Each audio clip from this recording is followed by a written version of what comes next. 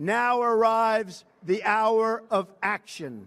We hold these truths to be self-evident, that all men are created equal, that they are endowed by their Creator with certain unalienable rights, that among these are life, liberty, and the pursuit of happiness. That to secure these rights, governments are instituted among men, deriving their just powers from the consent of the governed. That whenever any form of government becomes destructive of these ends, it is the right of the people to alter or to abolish it. For depriving us in many cases of the benefits of trial by jury. To subject us to a jurisdiction foreign to our Constitution and unacknowledged by our laws. All experience hath shown that mankind are more disposed to suffer, while evils are sufferable, than to right themselves by abolishing the forms to which they are accustomed. But when a long train of abuses and usurpations, pursuing invariably the same object, evinces a design to reduce them under absolute despotism, it is their right, it is their duty to throw off such government and to provide new guards for their future security. We mutually pledge to each other our lives, our fortunes, and our sacred honor. And we're going to take our country back from these people.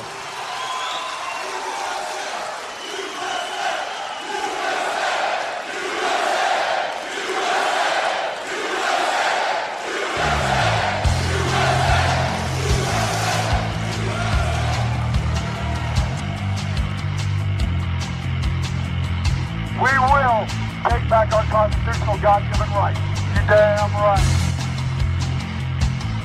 You damn right. Now arrives the hour of... You damn right. You damn right. States are profiting off the destruction of our families. What do we want? Justice! States are profiting off the destruction of our families. You damn right. States are profiting off the destruction of our families. What do we want? Justice! States are profiting off the destruction of our families. And we're going to take our country back from these people. You damn right. You damn right. Now arrives the hour of action. The hour of action now begins. Welcome to the first annual in Clarkesville, Georgia, Remembrance of Nancy Scheafer event show, live at 5. So yesterday, I mentioned the Million Parrot March on Independence Day. So to get even further ahead of ourselves, although I have a couple of updates, Eric Sindermann is joining us to talk more about his support of a 4th of July Family Rights March, Million Parrot March.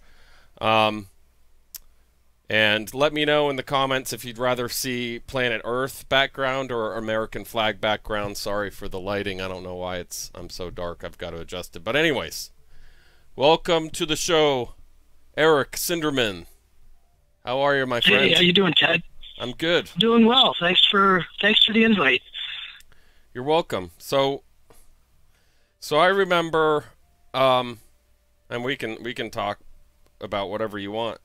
But I remember back a couple years ago now, not quite a couple years ago, but the first event starting to see it being promoted around the 4th of July.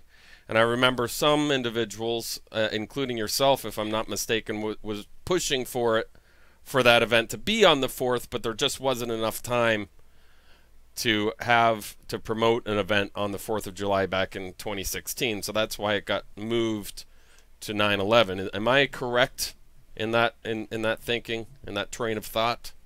You know that's actually the way I understood it too. The way I understand the whole birthing of it was a couple of folks got it together. I mean, it really had to do with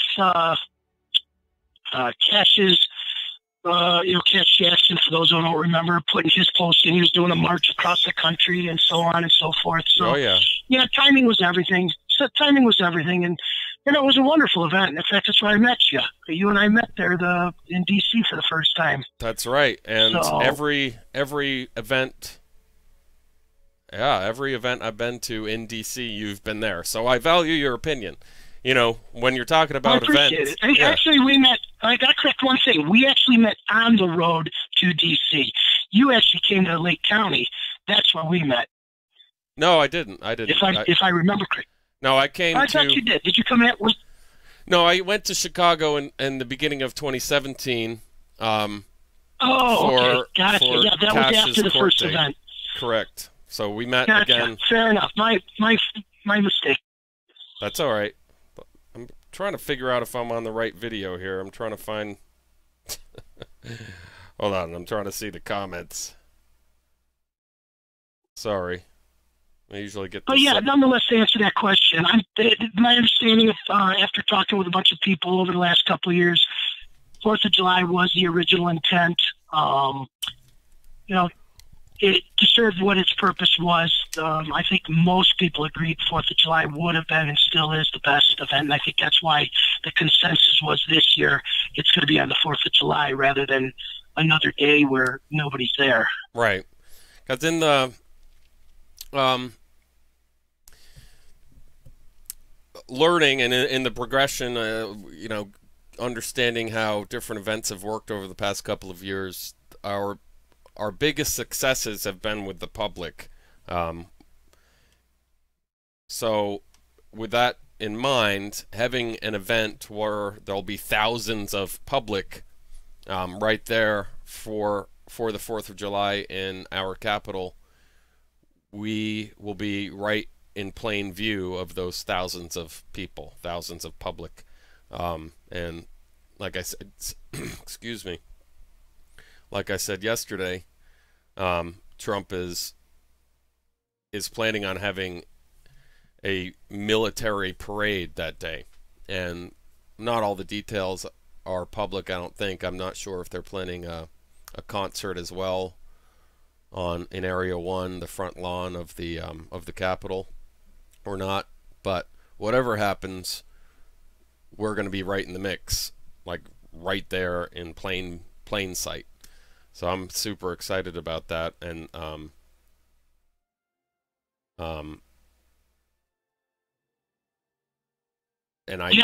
get you.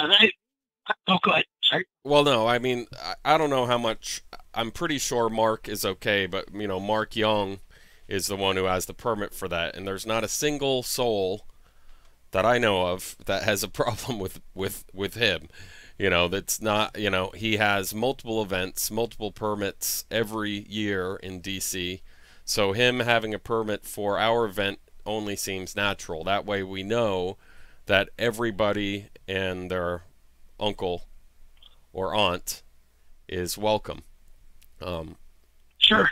Yeah, I really don't care who has the permit. As long as whoever has the permit is open with it and we're all given equal playing field and opportunity to just partake. I don't think everybody needs to have mic time and stuff like that. I think the whole point of it is that we're all out there together collectively to show our numbers. And I heard the same thing too. I heard the veterans going to be out there. I'm actually hoping to be out there with there's a large Memorial Day weekend ride that always goes out there called Rolling Thunder. As a veteran, and I'm a biker as well, so I'm thinking of hooking up with some guys and riding out there for that event. And my goal is actually to promote all what we're doing to them, because I'm sure in that crowd of quarter to half a million bikers running down the road there, I'm sure there's going to be plenty who are going through or have gone through what we're going through. So I'm kind of excited, thinking, wow, it'd be cool if I could render some support there, and then seeing those same guys again on this parade you're talking about on the 4th of July with our venue. So yeah, that would be fantastic. The more vets, the merrier. That's what I say. Oh, it'd be incredible. Yeah, in fact, that was one of the disappointments, I think, before. And again, lesson learned. Some of the ones that came with inverted colors, that was in violation of U.S. code and stuff, and most of the veterans knew that. Right. But, that's why it was banned last year, and it's not going to be allowed this year, is because my understanding is 2/3 of the suicides. I don't know if people know, but 24 is the number right now, give or take one. There's a slight variation there. Veterans commit suicide on a daily basis, in our country. And my understanding is 2/3 of that number daily are the result of family court. So we have a very intimate and direct relation with those 17. people. It's way more than 2/3. It's 22 vets killed themselves, 17 as a result of family law, and overall, 30. What is it? I can't remember. Shoot, it's been a while since I brought up these numbers, but children's deaths are attempts are astronomical, but actual suicides, over half are directly related to family law. Overall, if you look at a half, a third is a little bit less than a half, more than a quarter, right? So from what the research that I've done, over 1/3, just under 1/2 of all suicides are linked to family law. And that's one of the highest numbers are the vets. Even the children, it's about half or a little bit more than half. But vet suicides, 17 out of 22 is what I thought is directly related to family law. Yeah, but, yeah. And that's I don't have all that. I'm glad you were able to give me the exact stuff. You know me well enough to know I'm not a tech guy, so I'm not on the computer a lot. Yeah. I like to. That's my whole goal this year. Like I said, is to bring. I want the veterans to know we're out there, and that I'm hoping that we can cut that suicide, nullify it, if I had to say. Yeah. But at least be able to reduce drastically, just through our direct involvement here, family rights movement. Awesome. Yeah, and that would be fantastic. Can't speak. I've been in the shop today, working on some stuff which I haven't done in a while, and this hand is all sore because I've been babying it, and this hand is numb and sawdust. But when are you planning on going out there? What date is this biker event in DC? Well, the biker event is over the Memorial Day. For those who ride, I'd love to, I don't know if you can post my Facebook on there, but feel free to send me a message, anybody who rides. Want to ride? Come on out. It's the Memorial Day weekend, but it's called Rolling Thunder. Brian Lee knows of the event, living close there. He's been, I think he's been at the event. I'm not sure if Mark Young has been to it. I don't think Mark rides. I know Brian did ride. I'm not sure if he has a bike right now, but anyways, I actually just pulled mine out. We had one break in weather, and it was decent enough, no snow on it, so I took the bike out. But we got snowed on last night, so the bike's covered in snow right now. Yeah, Memorial Day weekend. I'm not sure when I'm going to go. My schedule's going to be so tight. We actually sponsor an event here in Illinois. That we're one of the clubs that I belong to. We sponsor the veterans, the Wall of the Fallen for the Mideast Wall conflict. Okay. So we have our it's a national event here, but I'm going to skip it to get out there. I just don't know how many days I'll be gone. If I'm going to ride through, do the event, and then ride back right away or not. Okay. Well, we should talk. If you look up the Rolling Thunder 2018, you'll find all the information at it. All right. As it comes closer, let's try to promote it some more. Hopefully I'll be continuing the Live at 5 to promote the Million Parent March, the Family Rights March on the 4th of July.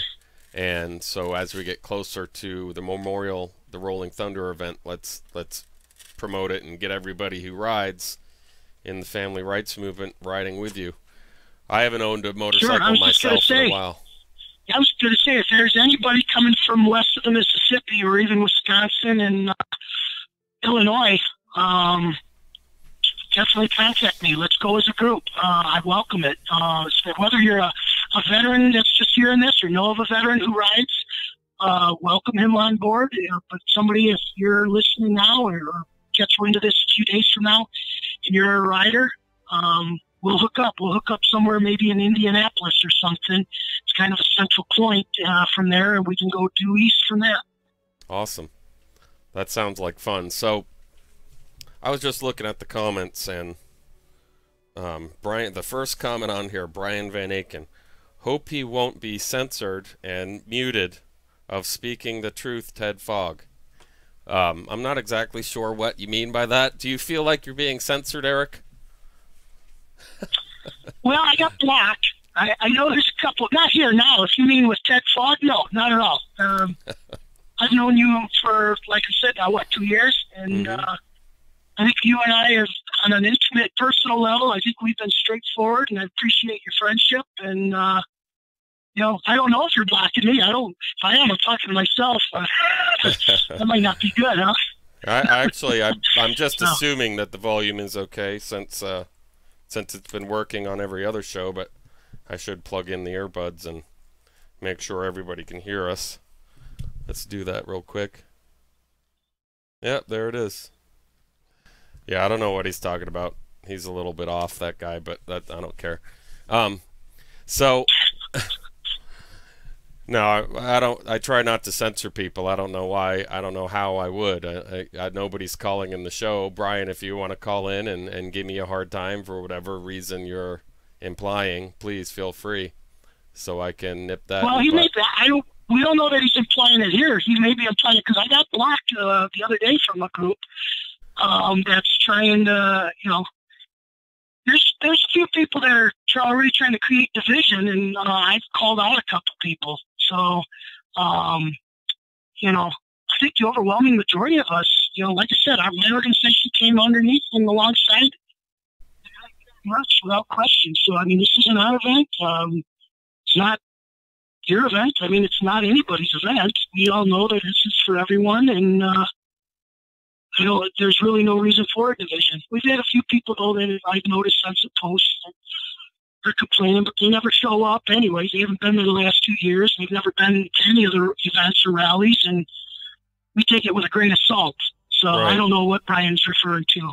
I know he's on my thing. I've seen his name pop up once in a while, but I'm not sure if he knows I've been blocked somewhere else or what. I don't know. I'm not sure what his deal is. There's always got to be some negative Nelly, negative Nancy, negative Aiken out there. I don't know what's up with him, but oh, yeah. But you do bring up a good point where, like, if you're we're not promoting the Million Parrot March right now, but right now we kind of are. We're just mentioning it to get the word out. Million Parrot March / Family Rights March. But so in the past 2 years, I've met a lot of people, hundreds of people. And out of those hundreds of people, there's a handful that go to all the major events, you being one of them. You and myself are at every major event that we have. Usually those are have been in DC in the past. And so when I see somebody I've never met in person saying something negative about an event, I don't pay any attention to it. I don't give it any credibility because they're not going to go whether they think it's a good idea or not. They don't have any point of reference to say anything good or bad about anything. So if you're new into our community and you want to go to one of these events like the Million Parrot March / Family Rights March on the 4th of July or the Nancy Scheafer event, if you see somebody talking negatively about anything and you've never met them in person, you know, pay no attention to it. If you haven't met anybody, you know, try to lean towards the more positive people who are trying to promote something to further the family rights movement, to further what we need to see happen, to bring, you know, to remove jurisdiction over families. These things that we're dealing with, the whole recent history of law could have evolved differently if just a couple of things were put in place back in the 70s. But because of CAPRA in 1974, and then no-fault divorce in or was it 1964? Oh, brother, I better get that straight. And then no-fault divorce in 1969, 1970. It created a, or not the creation of no-fault, but one in particular thing that was left out that ended up benefiting attorneys financially. It evolved, and more acts were put on top, like band-aids on a wound, and we need to unravel that. And there's some really easy solutions to all aspects of family law. And really the profits that are attached to the destruction of families and removing of children from those families are some of the easiest solutions. But of course, with every solution, there's multiple facets, multiple details within a solution. Sure. And I don't know if anybody caught Kirk's Law Corner last night, but Chris Hallett was talking on that about the solution. And one of the first questions is, well, if we do this, where are we going to get all the money that we get right now from? Well, you don't. You don't get that money. You know, destroying families for profit should not be profitable. It shouldn't exist, period. And to remove all that money, all that income that now is like standard in the practice of law in the lower courts, it's not just a simple change. It's a complete flip of how the lower courts work, and and the way Jeff Sessions' speeches have been in the past few months is right in line with what we need to do. The lower courts have run amok creating legislation by bypassing the legislative process, creating laws that are illegal, and now, like I like to say, breaking the law, breaking constitutional law every 8 seconds. Yes. I was just going to say, they're not passing laws. They may be passing precedent, or setting precedents, passing ordinance, whatever, but they're in direct violation of law set forth by legislature, and they're direct violation, not even direct violation, but willful wanton act of aggression against the Bill of Rights, the Constitution. Right. And quite frankly, that's an immediate grounds for removal and incarceration and prosecution, in some cases, by the letter of the law, execution. It's a very serious matter. The one major law, or I think the only law mentioned in the Constitution itself, is treason. And when you look at different ways to commit treason, one is simply a judge acting outside of his jurisdiction. State constitutions won't have the death penalty usually. There's still a few that says treason and kidnapping are two things that warrant the death penalty. And that's happening every day in lower courts and CPS. And in CPS. So that's one of the things that when we cited, it's funny when you go into a courtroom and all of a sudden you'll cite something with a judge. The judge doesn't even know the law. And the judges, I've actually been in courtrooms watching where the CPS or the DCFS will have a law book open, and they're reading a book while they're going along to try to make sure that, they're trying to push an agenda. They don't even know the law. Right. A lot of what they're looking at are guidance documents or CPS procedures and court rules and so on and so forth, which if you don't know the foundation of law, the common law, the Constitution, which is based on common law, then reading these guidance documents, you can skew those in any way you want. And that's kind of how things have evolved to a point where treason is being committed. Sorry, I just hit my mic. Right. Constantly. It's being committed constantly. You're absolutely right. And that's why I said in some instances, this isn't about, well, I don't like it because the decision went against me, or I don't agree with the decision. But there's direct, there's specific legislation, right. and when you can pinpoint that, there's a prior cop they taught us. You know, we had the book. They give it to us in the academy to open the book. Okay, look, it's just if A, then go to C. We go to C. Now, if C, A, B, C, or D applies, and you had to insert A, B, C, or D, and if you could insert that, then you moved on. And so, I mean, it's real simple, cut and dry stuff. Anybody can do it. And according to that, you know, and again, whether even if the death penalty is removed or not enforced, let's say, it still warrants long-term, if not permanent, incarceration. Yeah. So, well, that's you mentioned something I wanted to touch on. Too, you're a former police officer, a former reverend, correct? A former preacher. What is that title? Reverend. I don't like titles. I'm just a sinner saved by the grace of God, my friend. Okay. And no, I started a ministry, if that's what you're referring to, and I do a Bible study with the homeless, and I'm a chaplain with you know, different bikers and stuff like that. So I mean, I have quote unquote a position, or not a position, but a role, let's say, in there in the group to help out. But I don't like titles. I'm an average Joe, just like the rest of the community. So. Yep.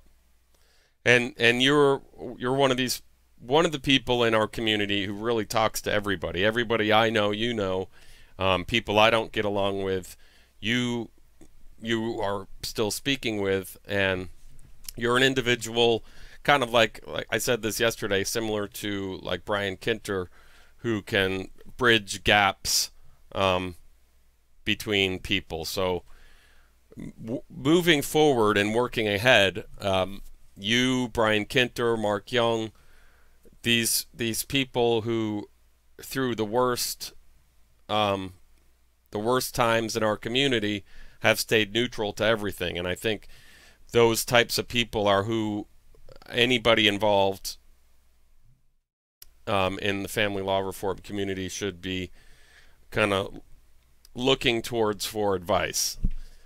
And their opinions, like Brian Kinter's opinion means a great deal to me. Your opinion means a great deal to me. Mark Young's opinion also means a great deal. For many reasons, but the major one being that you've never taken a side, like a mom's side or a dad's side, or one side of the family law reform versus the other side. There seems to be so many sides, but it's all the same. And some of the fighting, like one thing that I got kind of tired of doing is explaining too much.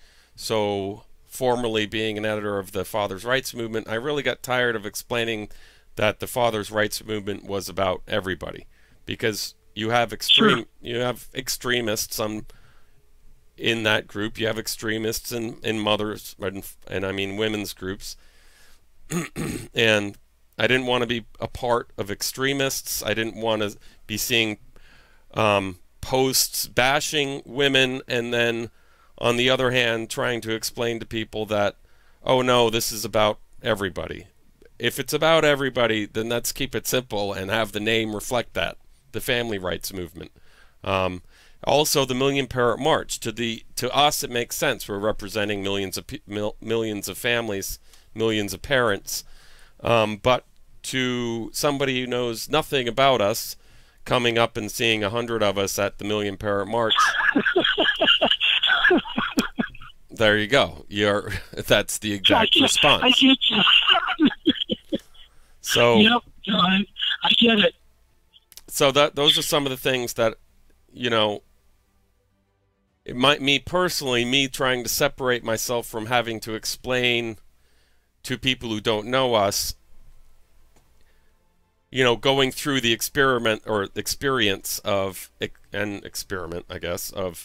explaining my point of view to the public, even to legislators, being like, you know, tripping up, not wanting to say I'm a member of the Fathers' Rights Movement, and not wanting to say the Million Parent March necessarily, because I don't want to give people the wrong impression of what I'm doing. You know, I want to see. No, I get you. Right, and in that my own change, I really wanted to separate myself from individual groups, and I definitely did that the hardest way possible by joining different groups and then realizing afterwards that I didn't want to be a part of those groups. I want to be a part of everybody who wants the rights of families intact, not men, not women, children more than either one, but still the what's in the best interest of a child is to grow up and have equal rights to their children above the state. And who doesn't want that? Unless you work for family law, or you're in family law, not a victim or an advocate for family law reform. So there was a point I was trying to make, but you know, in your talks, with people, what's the general consensus of an event, in your opinion, on Independence Day this year? I think it's kind of split. And you know, let's start with the negative.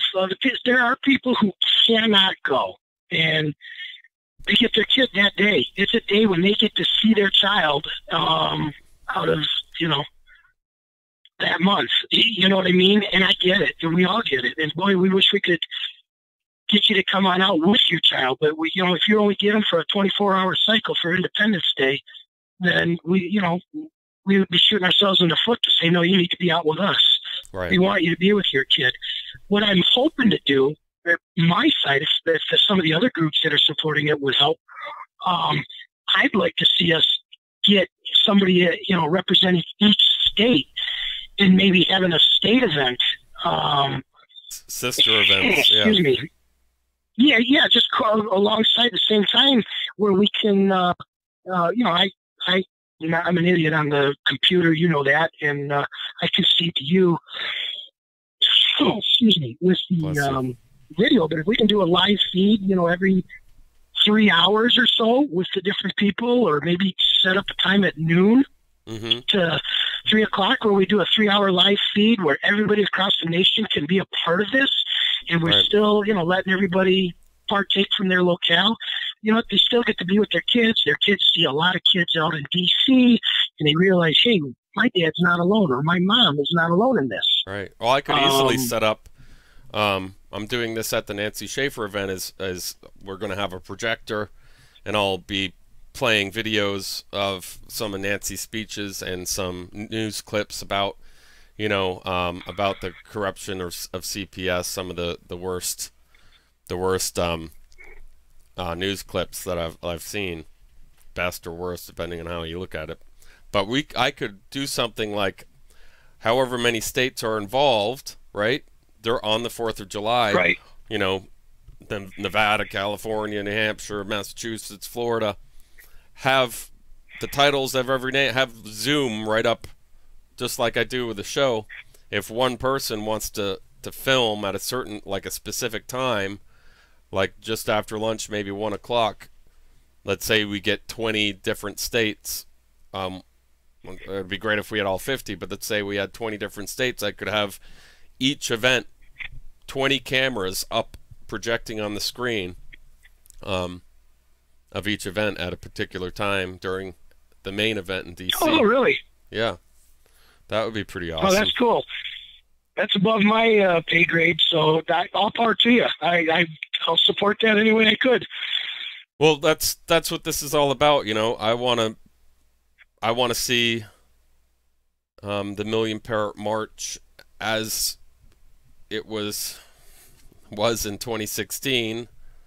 That camaraderie mixed with the thought of, or the thinking of, the 2017 event being bigger, better, more involved with the entire family law reform community. And that really only fell apart because of one, maybe two people, and that came right down to the permit holder. So, I mean, ultimately, you mean in 2017? Right. So having everything. Yeah, I think there were Yeah, I think I would have to say that I've come to learn that I think there's been a few maybe precursors that led up to that too as well. And because what you're alluding to is the whole camaraderie we had in 16.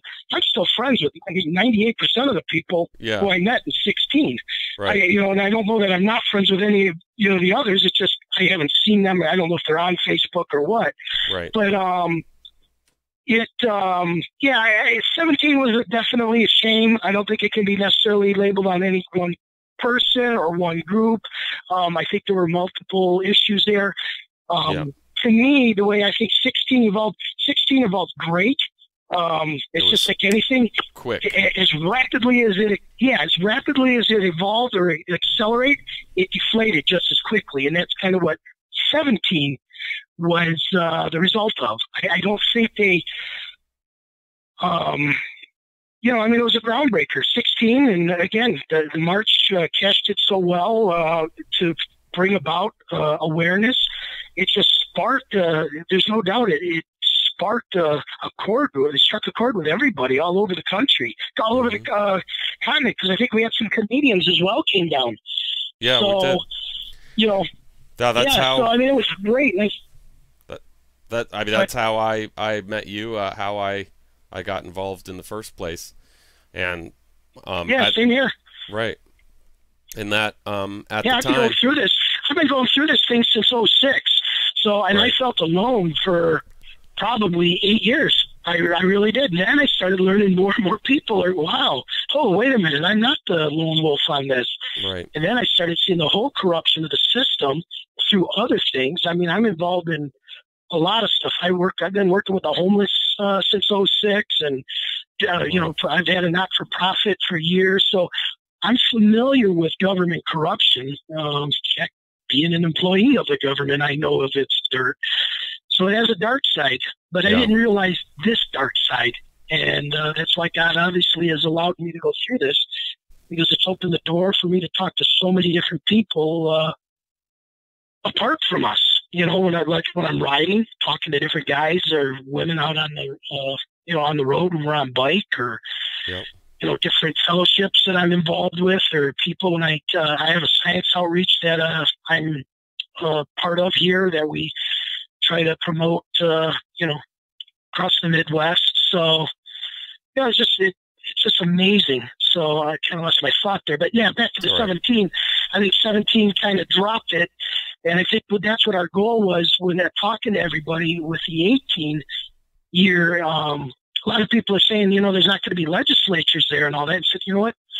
We're not a formidable force to shake up the conservative legislatures. We need to do that first. And I think that's why everybody agreed 4th of July is wonderful, because, the idea is we want people, anybody who comes, I'm not sure who's going to post it, but somebody's going to post flyers initially. And everybody's allowed to take those flyers and duplicate them, and we hope everybody will bring 1,000 with them or 5,000. And the goal is we're just going to plaster the whole area with all these flyers and contact info and welcome everybody to the event. And, and that's why I hope to do what I can at Memorial Day weekend at the Rolling Thunder, and then as well as that Veterans event. We have an opportunity to, I'm going to walk the line with the veterans there and hand out flyers and hope to draw them in as well. So if we do that, then maybe following year our march can be a more specific one geared towards the Senate or to the House of Representatives, and or the president or the vice president or a certain event. I don't know, but you know what I mean. Yep. Yeah. So I'm looking forward to it. I'm excited about it this year because I think there's going to be a lot more people, and I think there's like you said with the venue where the place better than I do. I'm not familiar with the maps of the area there, but from what it sounded like you told me, man, we're right in the heart of where everybody's going to have their eyes right on us. So, they walk by, we give them a flyer. Right. Yeah. The area that Mark was able to get is right there. Obviously, you can't have Area 1 because that's the main area for the 4th of July, whether they have a concert or anything. that's all gone. But we are as close. Where Mark has the permit is in right there, right in view of everybody. And wherever the parade goes, it's going to be going right around the mall, right past the Capitol. So we're going to be right there in plain sight. And like I said, we also do have an application in for a march, permitted march route, which would go from the Lincoln Memorial first thing in the morning, straight down the mall, one side or the other, to our area. And we'll see how all that evolves. You know, you don't get a permit like that. You get an application, and if anything changes, then they either change your permit, and you actually don't get the physical permit until like a few weeks before. What else? I mean, this is just information I learned from last year. Promoting it last. Yeah, no, I get it. Yeah, and this year so far, there's not like a group of organizers. There's not like one individual organizing. I think, as long as Mark has the permit. Mark is the guy who helps with the sound equipment on every event. He's helping with the Nancy Scheafer event in D.C. the day after the Georgia event. So it's really all we're doing at that point is adding to what he already does. So if we have a projection screen, all right, we have it. If we end up getting a stage, if Brian Lee is successful in his stage, it'll be great to have a stage that day. And as far as a march, just like the plans before things started going a little bit south last year, my idea of the March Day was always pretty much in honor of what Jackson did in 2016, him leading the march, and then going to an area that is permitted and we can stop and have a great time, which is kind of how 2017 worked out, instead of 2016 where it was like we ended at the White House and then everybody's gone, you know. It was just over. Right. But even though that felt amazing to me, it was having something more than just the march is what we wanted for 2017. And well, yeah, and I mean, this is supposed to be about family, and so that's why I think we've set it up. We don't have all the detail yet. I don't for what we're going to contribute, but we're going to be there on the 2nd and 3rd as well. Right. We want to, we're going to. What Race is willing to contribute is we'll probably set up a 10K or a 5K, and or some sort of a historical treasure hunt, something where families can go. We want people to feel like it's more than just we're griping and whining and complaining. We want them to feel healing. We want those that have gotten their kids to come out. We want you to be the success stories of what we've been doing. Bring your kids, and we want them to have a family event. Yes. So if we can get them the kids can come out and learn, from the experience. We'll put something on there that's some significant, solid history. We've got, in fact, I was just looking today, I got a whole bunch of donations to our outreach, and I can pull some of those and bring them out as prizes for something, you know what I mean? So Race wants to wholeheartedly support this, and I bring that up because I wanted to add what you're saying.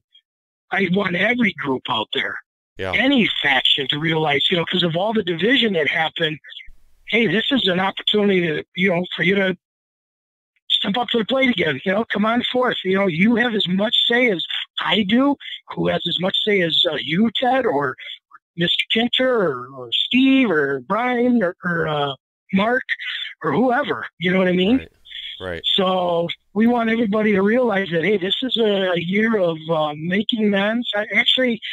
I felt blessed when I was asked to even get involved a little bit, because I think I don't know of any friction anywhere, with maybe slight friction, and it may be more perceived friction in just one or two arenas. You know what I mean? Overall, everybody's buried the hatchet and said, look, we all screwed up last year. Let's not screw up this year. Right. So on this, we've been talking about, if you're just joining us, we're jumping ahead of ourselves a little bit, since I mentioned a 2018 Million Parent March possibly on the Independence Day. And so Eric Sindermann is joining us now talking about that. And we'll be back to just promoting Nancy Scheafer. Although tomorrow, Lee Kensworthy is going to be joining me. He was on Francesca's show, Punished for Protecting, on New Year's Eve / day. It kind of went over, apparently. I even left this running, so they had like a private show all night long till whenever it stopped, till whenever my computer decided to shut itself off. And him and his family have been having kind of a hard time, and he asked me if he could come on. So tomorrow he's going to be joining us. But I do have a couple of updates for the Nancy Scheafer event, or people I've talked to, new attendees, people who knew Nancy who are coming. But I'll talk about that more. Today my dad, he turns 70. So we're going to keep this a little bit short. This is actually longer than I thought we'd go, Eric. But before we go... Same here. You were like, we won't be able to talk that. It's amazing how fast an hour goes. But yeah. How what does RACE stand for again? Because I couldn't remember yesterday. We've concluded we're going to keep it formally just for the not-for-profit side of things, Racing Against Child Exploitation. Right. So, as far as I know, if we need not-for-profit for this event in any capacity, then Eric. Oh, yeah, you mean as far as Then we can use. Yeah, if anybody wants to, yes, you could use ours for. If somebody wants to come on board and somebody's got donations for them or whatever, give us a call. We can make it work, and we'll dedicate all of it. 100% of it will go towards the march, but I need to know what money's coming in and how much from who and so on. Right. So it's accounted for appropriately. I want to make sure the books are right. It's one of those options if needed. It's not like we get a lot of contributions yet, but you never know what'll happen in the future. Hopefully, like I've said in the past, families need their own lobbyists, just like the foster care industry has 114 lobbyists and thousands of lawyers. We need those types of people on our side, possibly. So, looking down the road, we've got some. Yeah. Not even to cut you off. No, I was going to say, though, we have some folks that have talked about grant writing and stuff like that. And, again, every one of you, everybody out there listening, everybody has a gift, a skill, or a trait, or an ability that would prove integral in some way, shape, or form. And, it's nobody's going to dictate, everything. I mean, obviously, we have order to this and whatnot, but RACE is offering what it can from the exploitation side of it.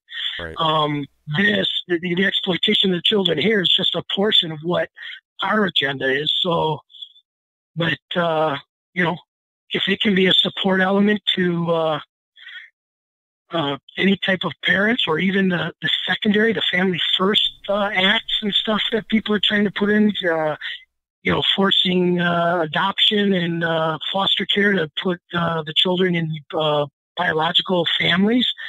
We're all about that. So. Right. Well, I appreciate you coming on the show today, Eric. We'll cut it a little bit early, 10 minutes early. And sure. Please feel free to call in. And after the Nancy Scheafer event, which is March 25th in Clarkesville, Georgia, all day long, get there anytime you want. After that event... Soon after that event, we're going to, flip this over in promotion of the Family Rights March / Million Parent March coming up this Independence Day, and both Eric and I are in full support of having the major event on the 4th of July this year. So again, yeah, I support them. I support everybody who's with that. I don't think we gained anything last year. Hey, quick thing I want to address though for Nancy Scheafer. Sure. And I mentioned this. I was on the Restoring Family radios the other day. I brought it to their attention as well. The 24th is a big exploitation day. I'm furious at the way the shooting, that Florida shooting that went down 2 weeks ago. Right. The way they've just exploited the children and to try to push political and social agendas. They're going to be in D.C. on the 24th. So if there's anybody on either if they're going to be a part of the D.C. event or if they're on their way down to your event down in Georgia, if they're stopping on the way, if they can stop in D.C. on the 24th, I think that's a wonderful opportunity for us to put our name out there and kind of put a stick in the spokes of what they're doing to exploit and take advantage of these kids. And, it was a tragic situation. And it wasn't just kids. I mean, there were teachers that were killed and everything. Right. That child was apparently, I'm at the mercy of the news, fake news, real news, whatever. Right. But all the little pieces that I've been able to put together, he was taken from his parents. He was in an adoptive home, and when he was in the adoptive home, his adoptive parents died, and he was put in the foster care, if you would, of I think it was a relative, an aunt, and she kicked him out of the house and took all his inheritance. So, this is the type of stuff that with government intrusion and involvement and no accountability to protecting kids, in the reality, we don't think they're really about protecting, but he left this kid vulnerable, and that's really what went on. Right. I don't know if he was on drugs too, but. Right, but it's directly related again to family law, and like you said before, you got it. If you don't watch the news, you're uninformed. If you do watch the news, you're misinformed. So it's a lose-lose. But so no, right. let me look into that a little bit, and you bet. I'll try I just want to put it out there for anybody listening. Yeah, no, that's a great idea. If something's going on where we can. Yeah, I'll look into it. Thank you. Sure, sounds good. Yeah, I apologize. I'm sorry I can't be at either event. My plate is full for the next 60 days. So right. But I did see you at the D.C. Nancy Scheafer event last year, and of course both the Million Parent March last year and the Restoring Freedom, the original march in 2016. And I really appreciate your opinion, Eric, and thanks for giving me, a heads up about what people's thoughts are for this year. I fully support anybody who's interested in an Independence Day event, and anybody who is in support of that and wants to make this year really great. I want to promote it any way I can. I have my ways. I'm not like, I don't have fingers in it with any agenda. I just want to have our community as successful as possible as soon as possible. So whatever I can do, this is how I help the most, is being able to produce shows, put my get myself out there to promote things. If anybody wants to come on the show or start their own show in promotion of an event, let me know and we'll make it happen. So with that, sure, we're only 6 minutes away from an hour. Eric, is there anything else you want to add before we get going? All right, my man. No, again, I hope I was a blessing and an asset to everyone. I appreciate the opportunity to chat with you, and look forward to definitely everybody being out there this summer at the march. Awesome. Thanks again, Eric. I'll see you. I'll talk to you soon, and of course, and I'll see everybody watching tomorrow at 5 o'clock with Lee Kensworthy, I believe is his name. So thanks again, Eric. Have a great night. Take care, bud. Take care, everybody. Bye-bye. Bye. Love you guys. Now concludes the hour of action. We hold these truths to be self-evident, that all men are created equal, that they are endowed by their Creator with certain unalienable rights, that among these are life, liberty, and the pursuit of happiness. That to secure these rights, governments are instituted among men, deriving their just powers from the consent of the governed. That whenever any form of government becomes destructive of these ends, it is the right of the people to alter or to abolish it.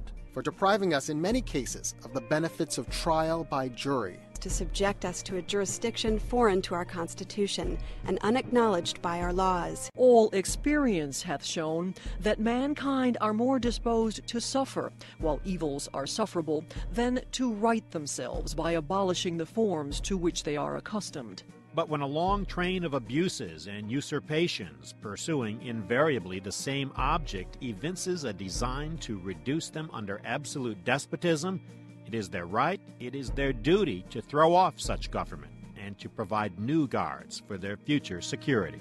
We mutually pledge to each other our lives, our fortunes, and our sacred honor. And we're going to take our country back from these people.